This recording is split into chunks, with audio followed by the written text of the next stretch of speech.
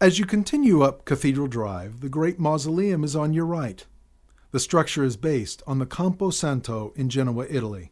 Campo Santo is Italian for graveyard. Construction on the Great Mausoleum began in 1917 and was completed in 1920. It is an amazing building, full of sculpture, stained glass, and history. There are 11 terraces and enough steel and concrete for a 70-story skyscraper. As you face the building's entrance, to your left is the Builder's Creed.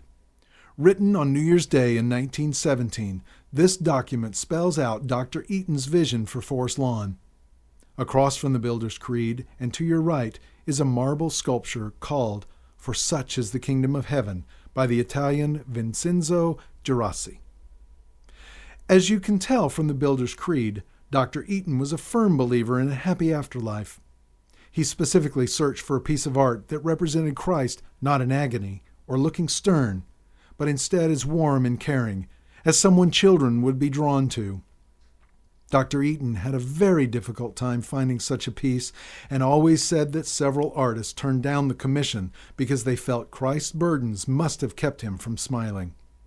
Then, Vincenzo Girassi approached Dr. Eaton and told him that he might have already created the piece he was looking for, and indeed he had. Before you go inside, it's important to put what you are about to see in context.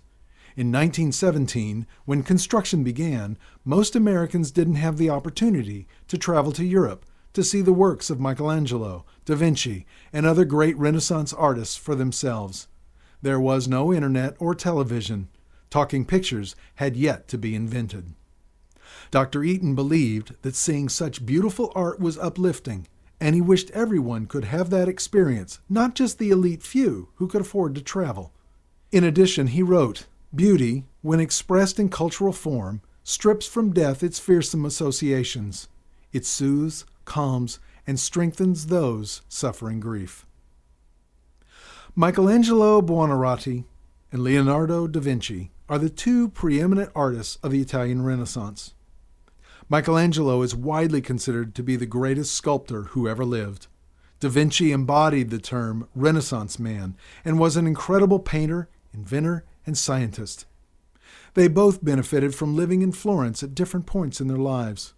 Florence was the center of the Renaissance and was controlled by the Medici family, who were probably the wealthiest family in Europe at the time. They were also great patrons of the arts, and Michelangelo in particular was commissioned to do multiple works by them. It is not surprising that Dr. Eaton chose to reproduce some of their great works inside the mausoleum.